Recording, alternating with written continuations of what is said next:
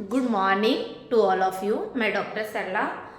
आज का जो हमारा विषय रहेगा वो राजस्थान के लोकवाद यंत्र रहेंगे, क्योंकि जो भी आप राजस्थान के कंपटीशन फाइट करेंगे, चाहे आरपीएससी हो या राजस्थान कर्मचारी चयन से संबंधित हो, सीईटी वगैरह, इसमें हमारे राजस्थान का बहुत रोल रहता है। तो यहाँ राजस्थान के कल्चर को आपको पूरी ढंग से पढ़ना है, क्योंकि 60% कोर्स उसी में से आता है, लोक देवता, हस्तकला, चित्रकला। तो ये आज हमारा जो टॉपिक रहेगा वो राजस्थान के प्रमुख वाद्य यंत्र, राजस्थान के प्रमुख वाद्य यंत्र।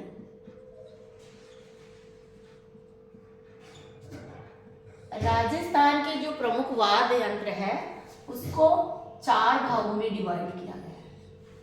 सबसे पहले तो समझना पड़ेगा कि राजस्थान के जो प्रमुख वाद्य यंत्र है वो उसके 4 भागों में विभाजित किया गया है। वो 4 भाग कौन कौन से हैं? फर्स्ट नंबर पे हम बात करें तो तत्वाद्य। क्लियर? तत्वाद्य। अब देखिए, तत्वाद्य से मतलब है जिस यंत्र को टच करके, यानी जो तार है, तारों से हम टच होते हैं तो जो स्वर की ध्वनि निकलेगी, को टच करने से जो स्वर निकलेगा वो तत्वाद्य कहलाता है। मतलब आप किसी को थोड़ा सा रटे नहीं, उससे इस शब्द से कोऑर्डिनेट करके अगर आप लर्न करते हैं तो आप डायरेक्ट किक लगाएंगे। क्लियर? अब हम तत्वाद्य यंत्र कौन कौन से, ये तो क्लियर हो गया। जिनको टच करने से, मतलब जिन तारों को, ऐसे यंत्र जिन तारों को टच करने से जो स्वर लगते हैं वो क्या कहलाते हैं? तत्वाद्य। अब देखिए, तत्वाद्य के ट्रिक्स मैंने करी है। रावण हत्या की, आप तो इसको ऐसे कर सकते हो, मैंने डायरेक्ट चाहो तो इसको ऐसे कर सकते हो। रावण की एक सास अपंग, ठीक है, और दूसरी कौन सी थी? गुजरी। रब जाने चिकारा चौतारा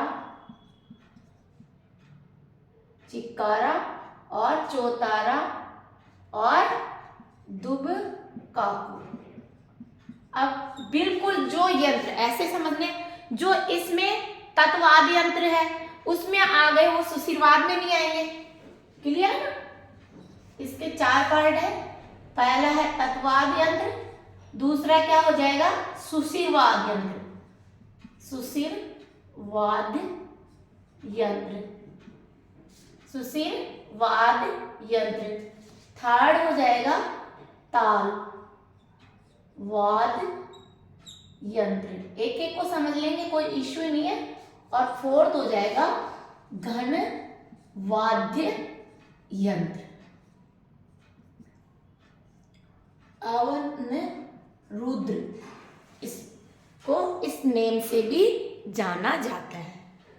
तो हम अलग अलग से आपको यहाँ से 100% आप कोई से भी कंपटीशन देंगे, यहाँ से क्वेश्चन आएगा। और बच्चे कंफ्यूजन नहीं हो तो मैंने तत्वाद को ट्रिक से समझा दिया है अलग, सुशीलवाद, तालवाद और घनवाद यंत्र। हम पहले इसको समझ लेते हैं। तत्वाद, रावण से हमने कोऑर्डिनेट किया, रावण हत्या,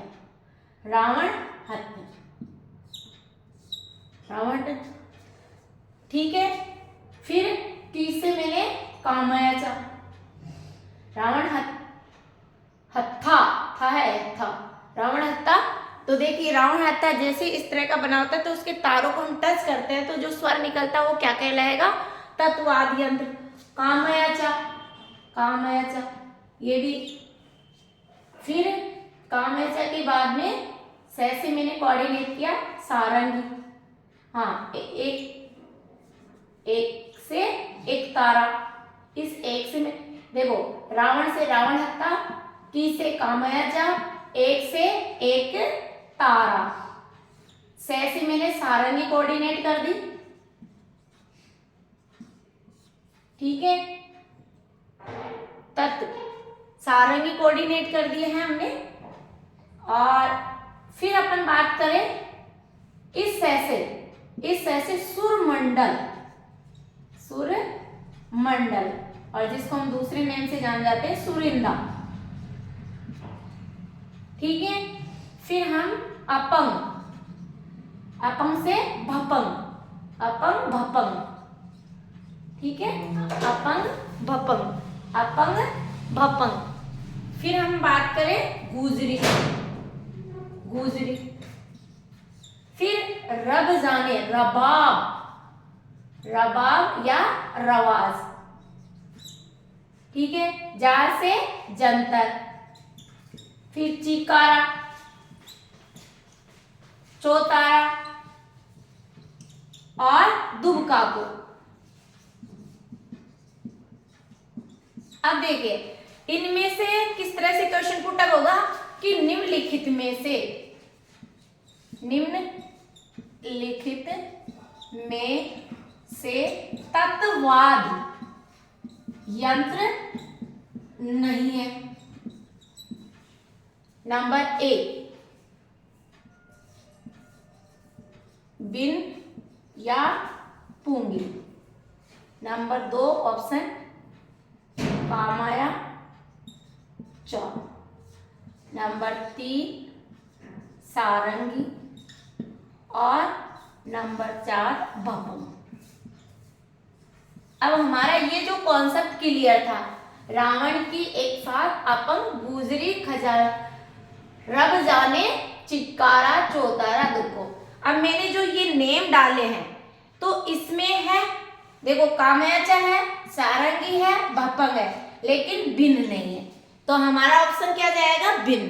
तो इस तरह से आपके मतलब कॉन्सेप्ट यदि हमारा क्लियर है तो हम जो नेगेटिव मार्किंग होती है उसमें कभी भी हमारा हम माइनस में नहीं जाएंगे, क्योंकि अब तो 5 ऑप्शन आ गए। यदि हमको नहीं करना है तो 5 वाला ऑप्शन भी भरना पड़ेगा, अदरवाइज से नेगेटिव मार्किंग में तो हम जा ही रहे हैं, प्लस में जो अच्छा कर रहे हैं उसमें भी हम निकल रहे हैं। अब देखिए सुशीर वाद्य यंत्र, सुशीर वाद्य यंत्र से हम फूक देकर बजाने वाले यंत्र को हम सुशीर वाद्य यंत्र कहते हैं। तो इसकी भी एक ट्रिक्स है,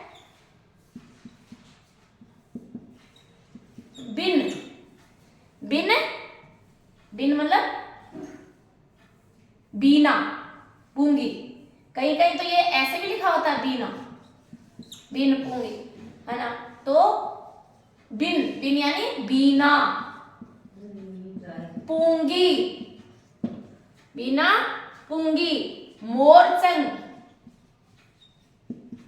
मोरचंग, और ये मोरचंग का तो कई बार आ गया, बहुत बार रिपीट हुआ है, तुर्रा, तुर्रा, सिंगा, तुर्रा, सिंगा, मशक, आयमन से अपन कर सकते हैं मशक और मशक, थाल और बाकिया, भगवान वाले बाकिया जो थाली बजाते हैं वाले, ठीक है। अब क्वेश्चन है सुशीरवाद निम्नलिखित।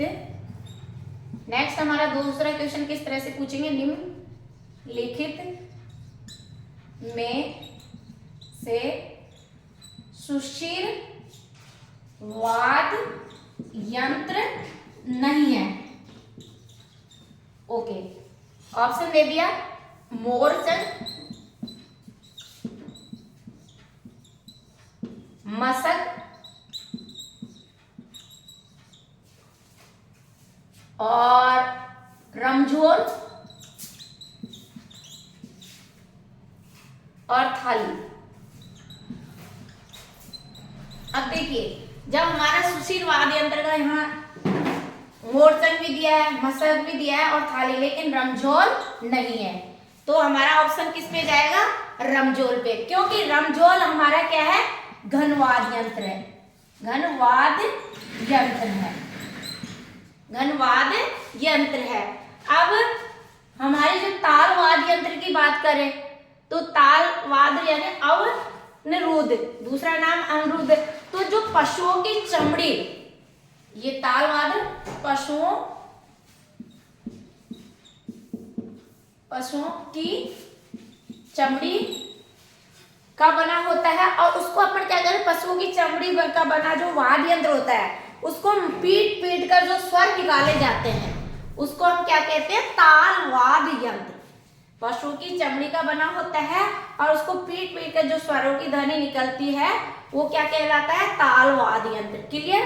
तो ये मादन, वेरी इंपॉर्टेंट, कई बार मादन, माठ, ये भी कई बार पूछ लिया, मादन, माठ। और डमरू, ढोल, ये कौन से हैं, तालवाद यंत्र के अंतर्गत आते हैं। और घनवाद यंत्र जिसमें अपन मंजीरा बजाते हैं, मंजीरा, झांझ, ये क्या है, खड़ताल। ये खड़ताल के बारे में पूछा जाता है, खड़ताल को याद रखना, कई बार रिपीट हुआ है क्वेश्चन, है ना। तो यहाँ पे बात कर लेते हम इसकी। तो जो हमारे सुशिरवाद यंत्र में कहीं आपको सुशिरवाद यंत्र का पूछा जा सकता है, तालवाद यंत्र का पूछा जा सकता है। मान लीजिए वो यहाँ पे खड़ताल भी दे सकता है, रमजोल की इसमें थाली की जगह क्या देता है, खड़ताल, क्योंकि ये वेरी इंपॉर्टेंट है। उन्होंने दिया मोरचंग, मसक, रमजोल और खड़ताल। तो खड़ताल हमारा क्या हो जाएगा, खड़ताल और रमजोल हो गया। और इसने दे दिया कौन सा, तुर्रा, यहाँ पे तुर्रा दे दिया। तो देखो मोरचंग, मसक और तुर्रा क्या हुआ हमारा, सुशिरवाद यंत्र। तो ये हमारे जो तत्वाद यंत्र, सुशिरवाद यंत्र, तालवाद यंत्र और घनवाद यंत्र, इसको अपन कॉन्सेप्ट आप ये याद कर लीजिए या फिर आप घन के वाद यंत्र, क्योंकि इसमें क्या होता है, इसमें जो घनवाद यंत्र की बात करें तो इसमें कोई रटने वाली चीज नहीं है। घनवाद यंत्र में आप रटने वाली चीज तो ये है, यहाँ ये चीज रट लीजिए, ये समझ लेंगे तो आपको यहाँ से कोई कॉन्सेप्ट गलत नहीं जाएगा और क्लियर हो जाएगा। ये थाली है, खड़ताल है, मंजीरा है, श्रीमंडल है, श्रीमंडल से आप रख सकते हैं। हाकल भी इसमें आता है, हाकल घनवाद यंत्र में हाकल है। फिर रमजोल हो गया, मंजीरा हो गया, खड़ताल और झांझ, ये वाला खड़ताल, झांझ, श्रीमंडल, टाकल। आपको घनवाद यंत्र याद करना है, मंजीरा, झांझ, खड़ताल, श्रीमंडल, हाकल। मंजीरा, झांझ, खड़ताल, श्रीमंडल, हाकल, ठीक है। और अपन तालवाद यंत्र की बात करें तो तालवाद में मृदंग, मादंग भी लिखा होता है, मृदंग भी लिखा होता है, मृदंग। कई बार थोड़ा सा अशुद्ध दे देते हैं आपको उलझाने के लिए। डमरू, ढोल, है ना, नौबत हुआ, डमरू, ढोल, नौबत हुआ, चंग, खंजरी, खंजर, यहां से चंग और खंजर, ये है। तो आप इस पर ज्यादा फोकस रखें, मतलब दो याद कर लेंगे तो उससे मिलता जुलता रहेगा।